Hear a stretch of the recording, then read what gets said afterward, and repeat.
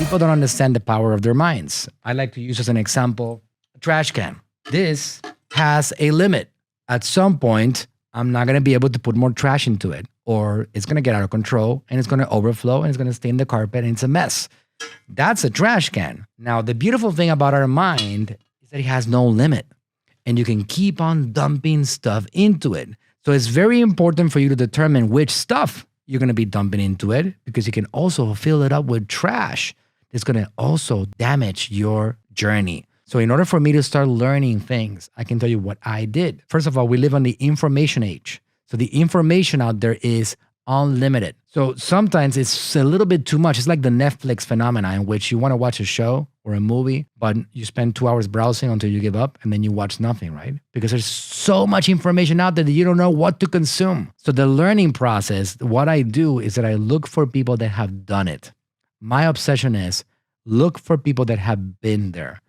I don't want to go listen to a guy or a girl that's on their garage talking about entrepreneurship when they themselves have not done anything, when they haven't shown me any evidence of having done it themselves. What I do recommend that you do is that you spend some time searching around YouTube for content and find people that you like in the subject that you're trying to do better at and try to consume that content. But I can tell you that historically, I never, ever, ever had more than 2 people that I will learn things from every single day. So always find 2 mentors, but always have mentors. You can't just keep on trying to figure out things on your own.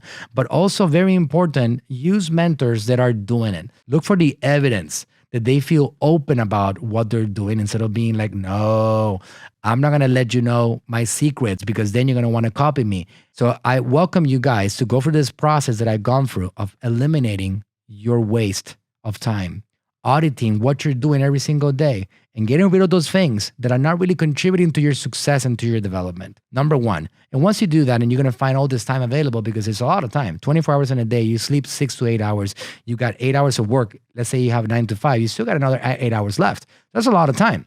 So I invite you guys to use some of those hours in a day intelligently so you can put a lot of information into your mind that's going to increase your possibility of success in life. Life revolves, and success in it revolves around consistent learning and implementation of that knowledge.